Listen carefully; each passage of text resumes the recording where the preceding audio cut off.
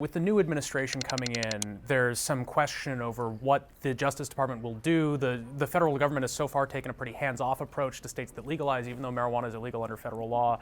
Are you concerned about what the federal government might do there, and what sort of mess would that create if the federal government decided that it wanted to enforce laws against marijuana in states that have legalized? Well, it could create as much of a mess as the Attorney General wanted to create if the President held still for it. I mean, it's pretty clear the Attorney General thinks that, or at least he said he thought, that the Obama administration was doing the wrong thing by acquiescing in these state license violations of federal law.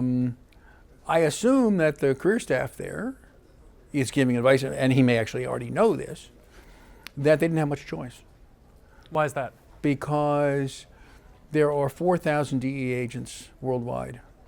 There are 500,000 state and local cops. If a state doesn't want to enforce its cannabis laws, the federal government really can't step into those shoes. And again, this is hard constitutional doctrine. The federal government may not require a state to make something criminal or to help enforce a federal law. Mm-hmm. So yeah, if the Justice Department wanted to shut all of the legal markets down, mm-hmm. they could do that within weeks at very low resource cost.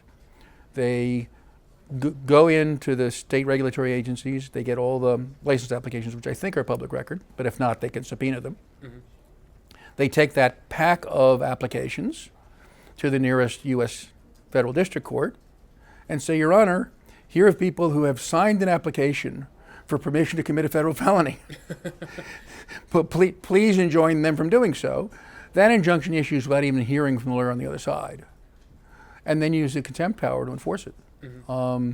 So they could destroy the legal market overnight, but they just replace it with an illegal market. If Colorado and Washington reacted by repealing their cannabis laws, then instead of a taxed and regulated market, you'd have an untaxed and unregulated market. And yeah, you could have the pleasure of sending some people to prison, mm-hmm.